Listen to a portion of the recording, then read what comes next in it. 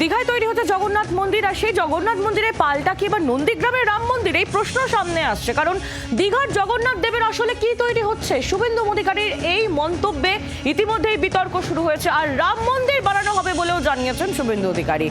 বিরোধী দলনেতা তিনি জানিয়েছেন নন্দীগ্রামে 3.5 বিঘা জমিতে হবে রাম মন্দির।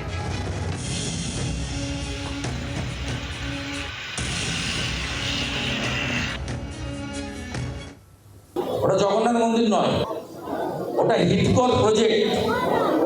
হিন্দুদের মন্দির সরকারি টাকায় হয় না। আমরা রাম মন্দির করেছি হিন্দুরা,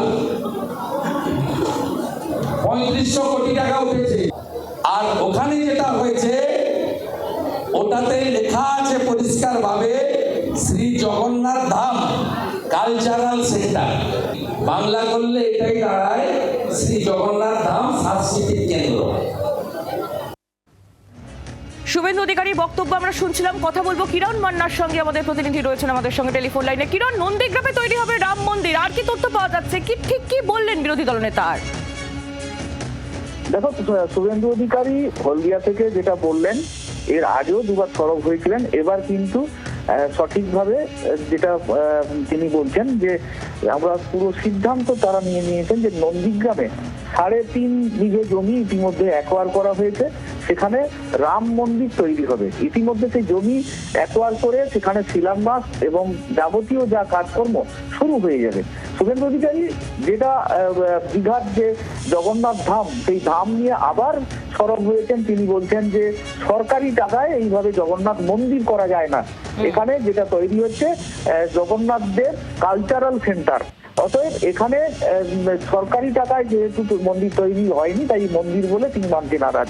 তিনি আরো জানাচ্ছেন যে হিন্দুদের মন্দির হিন্দুদের টাকায় তৈরি হবে, যেমন অযোধ্যার রাম মন্দির তৈরি হয়েছে সারা বিশ্বের হিন্দুদের কাছ থেকে চাঁদা করে, এখানে নন্দীগ্রামেও সেই রাম মন্দির তৈরি হবে। সেই রাম মন্দির হিন্দুদের কাছ থেকে চাঁদা করে রাম মন্দির তৈরি হবে, একথা তিনি পরিষ্কারভাবে জানিয়ে দিয়েছেন। ধন্যবাদ কিরণ। আপনাদের আরো একবার জানিয়ে রাখি, দীঘার জগন্নাথ মন্দিরে পাল্টা কি নন্দীগ্রামের রাম মন্দির, এই প্রশ্ন সামনে আসছে। কারণ দীঘার জগন্নাথ দেবের আসলে কি তৈরি হচ্ছে, শুভেন্দু অধিকারী এই মন্তব্য করেন এবং তারপরে শুরু হয় বিতর্ক। আরও রাম মন্দির বানানো হবে এই কথা জানিয়েছেন শুভেন্দু অধিকারী। বিরোধী দলনেতা তিনি জানিয়েছেন নন্দীগ্রামে হবে রাম মন্দির এবং 3.5 বিঘা জমিতে এই মন্দিরের নির্মাণ হবে বলে শুভেন্দু অধিকারী তিনি জানিয়েছেন। ইতিমধ্যেই তিনি বলেছেন যে আরও রাম মন্দির তৈরি হবে এবং হলদিয়া থেকে তিনি এই বক্তব্য রাখেন যে নন্দীগ্রামে তৈরি হবে নতুন রাম মন্দির, 3 বিঘা জমিতে এই রাম মন্দির হবে, এমনটাই খবর পাওয়া যাচ্ছে। বাংলার আওয়াজ, বাঙালির আবেগ, জি 24 ঘন্টা।